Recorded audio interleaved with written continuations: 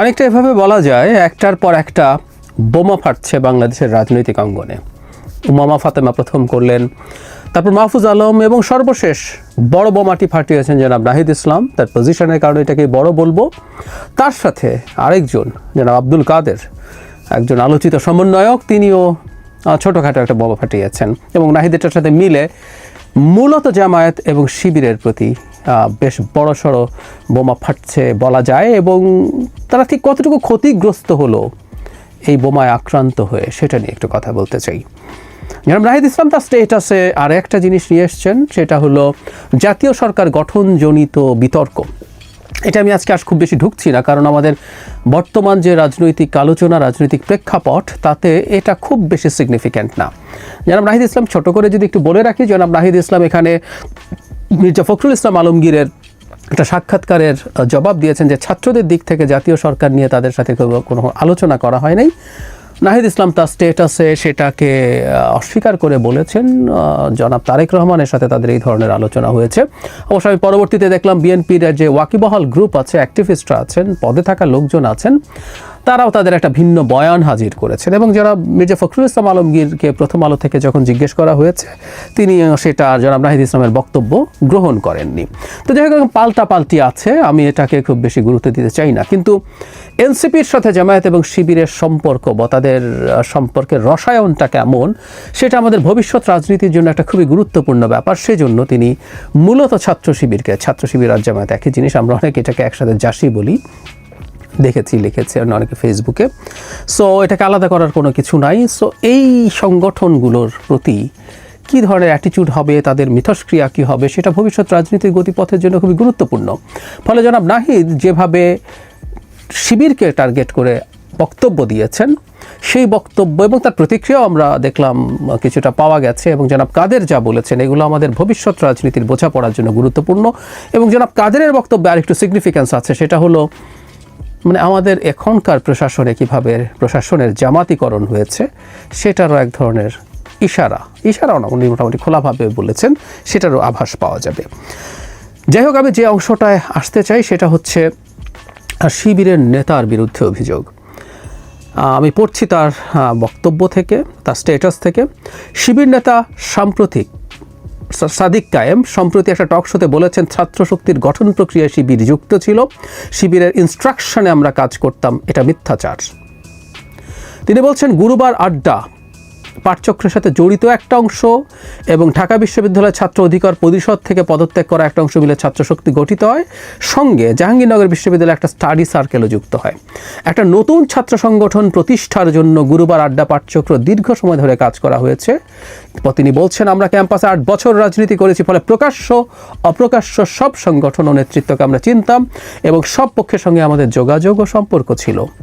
এই কারণে ঢাকা বিশ্ববিদ্যালয় শিবিরের সঙ্গেও আমাদের যোগাযোগ ছিল। যোগাযোগ, সম্পর্ক বা কখনো সহযোগিতা করা মানে এই নয় যে তারা আমাদের রাজনৈতিক প্রক্রিয়ায় যুক্ত ছিল। এরপর তিনি একটা ব্যক্তিগতভাবে জনাব সাদিক কায়েমের ব্যাপারে একটা তথ্য দিয়েছেন, বেশ গুরুত্বপূর্ণ তথ্য। তিনি বলছেন, সাদিক কায়েম বৈষম্য বিরোধী ছাত্র আন্দোলনের কোনো সমন্বয়ক ছিলেন না, কিন্তু 5 আগস্ট থেকে এই পরিচয় ব্যবহার করছেন সাদিক কায়েম। ইন্টারেস্টিং। সাদিক কায়েম হঠাৎ করে শিবির বলেও পরিচয় দিয়েছিলেন, যিনি একসময় ছাত্রলীগের সাথে যুক্ত ছিলেন। তার নানান ছবি, তার অ্যাক্টিভিজমের মিছিলের ছবি, ভিডিও পাওয়া যায়, শেখ মুজিবুর রহমানের সাথে তার ছবি পাওয়া যায়। যাই হোক, তিনি বলছেন, অভ্যুত্থানে ছাত্র শিবিরের গুরুত্বপূর্ণ ভূমিকার কারণে সাদিক কায়েমকে সংবাদ সম্মেলনে বসার ব্যবস্থা করা হয়। কিন্তু সাদিক কায়েমরা অভ্যুত্থান পরবর্তী সময়ে ঢালাও প্রচার করেছেন যে অভ্যুত্থানে ঢাকা বিশ্ববিদ্যালয় শাখা শিবিরই নেতৃত্ব দিয়েছে। তখন আমরা শুধু পোস্টার ছিলাম। অভ্যুত্থানে শিবিরের ভূমিকা কেউ অস্বীকার করেনি, কিন্তু এই অভ্যুত্থান শিবিরের একক নয়, শিবিরের ইনস্ট্রাকশন এবং ডিক্লারেশনেও হয়নি। আমরা সব পক্ষের সঙ্গে যোগাযোগ করে সিদ্ধান্ত নিতাম। সাদিক কায়েম প্রথম আলোর সাথে কথা বলেছেন, দিস ইজ ভেরি ইম্পর্ট্যান্ট। তিনি বলছেন, জুলাই গণ অভ্যুত্থানের শুরু থেকে শেষ পর্যন্ত নীতি নির্ধারণ, মাঠ পর্যায়ে সমন্বয় বিভিন্ন বিষয়ের সঙ্গে যুক্ত ছিলাম। বিভিন্ন সিদ্ধান্ত নেওয়ার ক্ষেত্রে মাহফুজ আলম, নাহিদ ইসলাম ও আসিফ মাহমুদের সঙ্গে আমাদের আলাপ হতো। সমন্বয় তালিকা যখন তৈরি করা হয় তখন সেটা নিয়ে মাহফুজের সঙ্গে আমার দীর্ঘ আলাপ হয়। এরপর 19 জুলাই থেকে 1 আগস্ট পর্যন্ত প্রথম সারির সমন্বয়কদের অনুপস্থিতিতে কর্মসূচি প্রণয়ন, তা গণমাধ্যমে পৌঁছানো, সমন্বয়কদের সেফ হোমে রাখার ব্যবস্থা করার চেষ্টা করেছি। সাদিক কায়েম দাবি করেন সেই সময় সম্ভাব্য সব অংশীজন গণমাধ্যমে বিভিন্ন পর্যায়ে তিনি যোগাযোগ রেখেছিলেন। তার মতে নাহিদ ইসলাম এসব কথা বলে নিজের ক্ষতি করছেন। এখানেও সাদিক কায়েম নিজকে আসলে অনেক কিছু হিসাবে জাহির করার চেষ্টা করেছেন। আমরা খেয়াল করছি সত্যিকার অর্থেই যে শিবির এখানে এই মুভমেন্টের প্রধানতম শক্তি এবং প্রধান কৃতিত্ব নেয়ার চেষ্টা করছে, মানে তারাই মাস্টার মাইন্ড। এই ধরনের একটা টেন্ডেন্সি তাদের মধ্যে ইদানিং দেখা যাচ্ছে। এখানে নাহিদ ইসলামের স্টেটাসে আরও কিছু ইস্যু আছে, আমি সেগুলো নিয়ে আলাদা একটা ভিডিও করতে পারি। সেটা হচ্ছে যে সামরিক শাসন জারির চেষ্টা ছিল, এই ধরনের একটা অভিযোগ তার এখানে এসছে, সেটা একটা ডিফারেন্ট আলোচনা। আমি একসাথে কথা বলবো। তার আগে জনাব কাদের কি বলেছেন সেটা নিয়ে আমি একটু কথা বলতে চাই। জনাব কাদের একই রকমভাবে তার একটা স্টেটাসে এই ইস্যুটা নিয়ে এসছেন। যেহেতু জনাব সাদিক কায়েমকে নিয়ে আলাপ হচ্ছে, তিনি বলছেন এরকম, বেসিকটা এরকম, সেটা হচ্ছে এই বাক্যটা যদি পড়ি, অভ্যুত্থানে তাদের অবদান ত্যাগ অনুযায়ী হিস্সা বুঝে পেতে চেয়েছেন, সব সমস্যার মূলে হচ্ছে যথাযথ হিস্সা না পাওয়া, মানে কাদের কোটান কোট করে এই কথাটা লিখছেন। এখানে ইন্টারেস্টিং যে জায়গাটার কথা বলছিলাম সেটা হলো, অভ্যুত্থান পরবর্তীতে জামাত শিবিরের পক্ষ থেকে ঢাবি শিবিরের একজন সাবেক সভাপতি এবং এক শিবির নেতার বউ মূলত হিস্সার বিষয়টা ডিল করতেন। মানে হিস্সাটা কি, সচিবালয় থেকে মন্ত্রণালয়, আমলাতন্ত্রের সব জায়গায় নিজেদের মতাদর্শী লোকজন বসানোর ক্ষেত্রে লিয়াজও করেছেন এই দুই ব্যক্তি। তারপর বলছেন শুরুতে ভালো ছিল, ঝামেলা হয়, তারপরে তারা বিভিন্ন জায়গায় নাহিদ এবং আসিফের নাম ভাঙিয়ে তারা বিভিন্ন তদবির করতেন, বদলি করতেন, ইত্যাদি ইত্যাদি। তারপর এটা জানার পর নাহিদ আসিফ এটা গ্রহণ করেননি, বিরক্ত হয়েছেন। তারা চিঠি দিয়ে বলে দিয়েছেন যে নাম ভাঙিয়ে যাতে তাদের নাম ভাঙিয়ে যাতে এরকম কিছু না হয়। তার মানেটা হচ্ছে প্রশাসনের জামায়াতিকরণ হয়েছে ওই সময়, এবং এই জিনিসগুলো করতে করতে সেই একটা পরিস্থিতি তৈরি হয়েছিল। যতদূর জানা যায় ওইটা ওই সময় ওনারা বন্ধ হলেও এটা এখনও থামেনি, এটা চলছে। যাই হোক, এরপর যখন বন্ধ করে দেয়া হয়েছে তখন সাদিক কায়েম এক রাতে তাকে ফোন করেছেন, কাদের বলছেন তার সাথে দেখা করতে চান, এবং শেষে কথা হয়। এবং আবার ওই জায়গাটা পড়ি, ক্রেডিট ক্লেমিং। উনি বলছেন তারা কি না করেছে, অভ্যুত্থানে এত এত অবদান ত্যাগ, তারপরে তাদের প্রতি যখন এখন ইনজাস্টিস করা হচ্ছে, মাহফুজ, নাহিদ, আসিফরা এখন তাদের কথা শুনছেন না, তাদের বিট্রে করছেন। মাহফুজরা কথা রাখে নাই, তাদের মতো করে সব জামাত শিবিরকে প্রশাসনে, পুলিশে বা বিভিন্ন পদে নিয়ে না গেলে, বা বাইরে অন্যান্য জায়গায় ভিসি বিভিন্ন জায়গায় গুরুত্বপূর্ণ পদগুলোতে ডাক্তারদের ক্ষেত্রেও না হলে বিট্রেড হচ্ছে। তারা সব তাদের লোক দিতে চান, যেহেতু নাহিদ আসিফ তাদের নাম ভাঙিয়ে এসব করতে বারণ করেছিলেন। এই হচ্ছে মোটামুটি অবস্থা, ক্রেডিট ক্লেম। এখন আমরা যে আলোচনাটা শুরু করেছিলাম যে এই বিষয়টা কেন এখন সামনে আসলো, এটা কেন হলো, এর আগেও আমরা একবার খেয়াল করেছি জামাত শিবিরের বিরুদ্ধে এনসিপি রীতিমতো অফিসিয়াল স্টেটমেন্ট দিয়েছিল। আমাদের নিশ্চয় মনে আছে, আওয়ামী লীগ নিষিদ্ধকরণের জন্য যখন শাহবাগে জমায়েত হয়, সেখানে গোলাম আজমের বাংলায় বা নিজামীর বাংলায় বৈষম্যের ঠাঁই নেই এরকম স্লোগান টোগান উঠেছিল। সেগুলো নিয়ে যখন তীব্র সমালোচনা হয় তখন এনসিপি অফিসিয়াল স্টেটমেন্ট দিয়েছিল, এবং মাহফুজ আলমও এই ধরনের প্রবণতা নিয়ে তাদেরকে নিয়ে কথাবার্তা বলেছিলেন। আমরা এটা আমাদের নিশ্চয়ই মনে আছে। ফলে আমরা দেখছি যে মাঝে মাঝেই শিবিরের সাথে, জামায়াতের সাথে এনসিপির এক ধরনের সংঘাতপূর্ণ পরিস্থিতি তৈরি হচ্ছে। এখন কেউ বলতে পারেন যে এটার জন্য এই মুহূর্তে যেহেতু এনসিপি খানিকটা চাপের মধ্যে আছে, চাপ হচ্ছে এই অর্থে যে বৈষম্য বিরোধী ছাত্র আন্দোলনের যে নেতা গুলশানে চাঁদাবাজিতে ধরা পড়েছেন, তার সাথে নাহিদ ইসলামের কিছু ছবি দেখা গেছে, এবং এই দাবি করা হয়েছে যে তার ছত্রছায়ায় এই চাঁদাবাজির ঘটনা ঘটেছে। যেহেতু এই ঘটনা এসছে, এখন জনাব সাদিক কায়েম এদিকে এই আলাপ করছেন, সুতরাং শিবিরের সাথে যদি এ ধরনের একটা আলোচনা মাঠে ছেড়ে দেওয়া যায়, সংঘাতের আলোচনা মাঠে ছেড়ে দেওয়া যায়, সেটা খানিকটা তাদের জন্য পজিটিভ হতে পারে। ইয়াস, এটা হতেও পারে। এর চাইতে হয়তো জরুরি কথা সেটা হলো মাঝে মাঝেই যেটা হয়, আমি ওই যখন শাহবাগে এই ঘটনা ঘটলো তখন আমার একটা ইন্টারপ্রিটেশন এরকম ছিল, আসলে দুই দলকে ব্যবহার করার চেষ্টা করে। এনসিপি মনে করে তার কিছু ফেস আছে, খুবই গুরুত্বপূর্ণ ফেস, ক্রেডিবল ফেসেস, এবং নাহিদ ইসলামকে, মানে সাদিক কায়েম কোথায় কী করে বেরিয়েছে আসলে এগুলো আমাদের দেখার স্কোপ হয় নাই। উনি ইভেন ছাত্রলীগ করে বেরিয়েছেন সেটাও আমরা জানতাম না। যখন প্রেস ব্রিফিং হতো তাকে মাঝে মাঝে দেখা যেত একটা পর্যায়ে। আর আমাদের সামনে যেটা এসছে, মানে গোপনে কে কী হচ্ছে, ইতিহাসের এই বয়ানগুলো আসবে এবং সমস্যা হচ্ছে গোপনে কী হয়েছে এটার 100 বয়ান অলরেডি এসে হাজির হয়েছে এবং এগুলো আমরা কোনোদিন প্রামাণ্যভাবে আসলে প্রতিষ্ঠিত করতে পারবো না।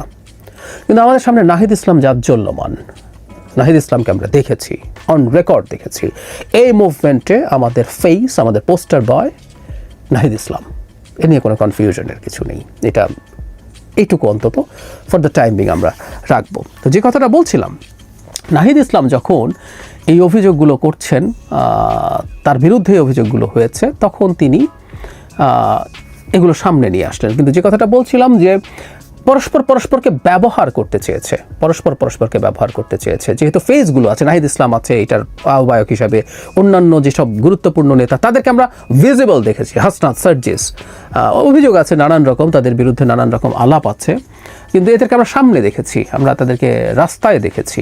এই যে রাস্তায় দেখছি, তখন এই ফেসগুলোর সাথে আবার তাদের জনবল অতটা নাই, এই অভিযোগ আছে। ইভেন তারা এখন যখন জুলাই পদযাত্রা করেছে, তখনও তাদের যে লোকজন দেখা গেছে মূলত জামায়াত ইসলামী লোক সাপোর্ট দিয়েছে। সো তাদের ফেস সাথে জামায়াতের লোক মিলে তারা ইউজ করছে। আবার জামায়াত মনে করছে এই ফেসকে সামনে রেখে তারা পেছনে এসে তারা কিছু অর্জন করতে চায়। তো দুই পক্ষকে, কারণ যেসব জায়গায় তাদের ফেস নেওয়া সহজ হবে না, সেখানে তাদেরকে সামনে রেখে জামায়াত পেছনে থাকতে চায়। আওয়ামী লীগ নিষিদ্ধকরণের ক্ষেত্রে জামায়াত এই চেষ্টা করেছে। আওয়ামী লীগ নিষিদ্ধকরণের ক্ষেত্রে সবচেয়ে বড় লাভ জামাতের হয়েছে, কারণ এই মুহূর্তে বিএনপি ছাড়া পরবর্তী বড় দলই জামাত। জামাত নির্বাচনে না গেলে, যদি আওয়ামী লীগ থাকতো মাঠে, নির্বাচনে যেত, জামাতের আবার এত পাত্তা থাকতো না তখন। তো যাই হোক, এটা করতে গিয়ে যেটা দাঁড়ায়, তাদের যখন এই একত্র হওয়ার প্রবণতা বাড়ে, তখন আবার জামাতের সাথে অনেক সম্পর্ক হয়ে গেছে, শিবিরের সাথে অনেক সম্পর্ক হয়ে গেছে। এটা এনসিপির ব্র্যান্ডিংকে খানিকটা হলেও ক্ষতিগ্রস্ত করে। তারা মধ্যপন্থী দল। শুধু তাই না, জামায়াতের ক্ষেত্রে ইন্টারন্যাশনাল কমিউনিটির একটা অংশের আপত্তি আছে। দেশের ভেতরেও জামায়াতে ইসলামীর রাজনীতি পছন্দ করেন না খুবই উল্লেখযোগ্য সংখ্যক মানুষ, বিশেষ করে যারা মধ্যপন্থী, যারা লিবারেল, তারা জামায়াতের মতো রাজনৈতিক দল শক্তিশালী হয়ে উঠুক এটা রাজনৈতিকভাবেই চান না। জামায়াতের রাজনীতির অধিকারের প্রতি তাদের স্বীকৃতি থাকার পরও তারা সেভাবে চান না। সো জামায়াতের সাথে এই ধরনের একটা সংঘাতময় পরিস্থিতি যদি দেখানো যায়, সেটা তাদের এক ধরনের সুবিধা দিতে পারে যে না, তারা তো আসলে তাদের মধ্যপন্থা ঠিক রেখেছেন, সম্ভাবনা আছে। কিন্তু যে কথাটা বলছিলাম শুরুর দিকে, যে সামনের রাজনীতির মেরুকরণের ক্ষেত্রে এই ব্যাপারটা খুবই গুরুত্বপূর্ণ হয়ে উঠতে পারে। কেউ বলেন যে তারা এই কোনো রকম একটা পাতানো খেলা খেলছেন, হুট করে এটা বলে ফেলছেন, তারপর আবার ওটা করে ফেলবেন। এটা যদি হয়েও থাকে, কেউ বলেন যে আগেও একবার হয়েছে, তারপরেও আবার তাদের খাতির দেখা গেছে। কিন্তু যদি হয়েও থাকে, নাহিদ ইসলাম যেভাবে অফিসিয়ালি একটা তার স্ট্যাটাস দিয়েছেন, যেটা নিয়ে নিউজ হয়েছে, এই জায়গা থেকে তো আসলে আর ফিরে আসা যাবে না। মানে উনি এখন কি বলবেন যে শিবির সম্পর্কে তিনি যা বলেছেন এটা মিথ্যাচার? তার পক্ষে কি বলা সম্ভব? বরং তার বয়ানে এই ন্যারেটিভটা ভেঙে যাওয়ার পরিস্থিতি তৈরি হয়েছে। আমি মনে করি এটাই এটা সবচেয়ে বড় সিগনিফিক্যান্স। শিবিরকে কেন্দ্র করে, শিবিরকে অনেক কিছু না, মানে প্রধান কিছু বানিয়ে ফেলার একটা চেষ্টা কোনো মহল থেকে হয়েছে। সাদিক কায়েমকে প্রমোট করার চেষ্টা আমরা দেখেছি, কিন্তু আসলে কেউ একজন গোপনে কি করে বেরিয়েছে, সেটা কেউ 2-4 জন মিলে সেটাকে আপহোল্ড করে এই অভ্যুত্থানের মানে প্রধান এজেন্সি দিয়ে দেওয়া নিয়ে ভীষণ আপত্তি আমরা করব। আমরা অবশ্যই প্রত্যেককে তার প্রাপ্য অধিকার দিতে চাই, কৃতিত্ব দিতে চাই। জামায়াত শিবির এই মুভমেন্টে ছিল, তারা সেই প্রশংসা পাওয়ার, সেই কৃতিত্ব পাওয়ার, কিন্তু তারাই প্রধানতম চরিত্র। এই ডিজাস্টারটা, এই মিথটা ভেঙে দিয়েছেন জনাব নাহিদ ইসলাম। সেই কারণেই তার এই বক্তব্য খুবই সিগনিফিক্যান্ট হয়ে থাকবে। যেমন সাদিক কায়েম সমন্বয়ক ছিলেন না, এটা আমারও জানা ছিল না। তাকে যেহেতু ওই টেবিলে বসতে দেখতাম, আমি ভেবেছি তিনি সমন্বয়ক, অথচ সমন্বয়ক বলছেন 5 আগস্টের পর থেকে এই আলাপ করছেন। আবার এই যে ক্রেডিট ক্লেমিংয়ের ব্যাপারটা, জনাব কাদের তার স্টেটাসে বলছেন যে সাদিক কায়েম তাকে ডেকে তিনি হিস্সা পাচ্ছেন না, মানে তিনি জামাতের লোক ঢোকাতে পারছেন না। আর নাহিদ আসিফ, মাহফুজরাও ভুলে গেছে, মানে তারা এখন আর তাদের তদবির শুনে জামাতিদেরকে দিয়ে ভরিয়ে ফেলছে না প্রশাসন বা অন্যান্য জায়গা, শিক্ষা প্রতিষ্ঠানগুলো। এটা তাদের খারাপ লাগছে। সুতরাং বাংলাদেশের 5 আগস্ট পরবর্তী সময়ে ক্রেডিট ক্লেমিংয়ের যে রাজনীতি সোকল্ড, আমরা বললি যে শুরু থেকে এটাই ক্ষতি করেছে। ইনফ্যাক্ট এটার পার্টি ছাত্র যারা নন শিবির, তারাও আছেন, প্রধান উপদেষ্টা শুরু করেছেন, তারাও একই ধরনের ইঙ্গিত, তারা একই ধরনের আলাপ করা শুরু করছেন। তারা প্রতিপক্ষকে ঘায়েল করার জন্য নিজেদেরকে প্রধান না একমাত্র হিসাবে দেখানোর চেষ্টা করেছেন। এই সবগুলো হয়েছে। এখন ছাত্র শিবিরের দিক থেকে তো এটা সিরিয়াস পর্যায়ে চলে গেছে। এই মিথগুলো ডিবাঙ্কড হতে শুরু করেছে। এই আলাপগুলো চলুক, খানিকটা ঝগড়াঝাটিও এই অর্থে মন্দ না, কারণ এগুলো আমাদের সামনে এইসব সত্য সামনে নিয়ে আসছে। জনগণের কাছে তথ্য থাকুক, তারা নিজেদের মতো করে সিদ্ধান্ত নিক। বিশেষ করে সেই আমাদের সামনে এই প্রশ্ন হাজির হয়েছে, সাদিক কায়েম আমাদের কাছে বিশ্বাসযোগ্য নাকি নাহিদ ইসলাম বিশ্বাসযোগ্য? একটা মানুষ যিনি পরিচয় লুকিয়ে ছাত্রলীগ করেছেন, তারপর এখন এসে শিবির ঘোষণা করছেন। কেউ কেউ বলেন শিবির ঘোষণা করলে তো মেরে ফেলতো। শিবির ঘোষণা করতে হবে কেন? একেবারে শিবির ছাড়া কি না মানে সাধারণ ছাত্র আর কেউ থাকেনি?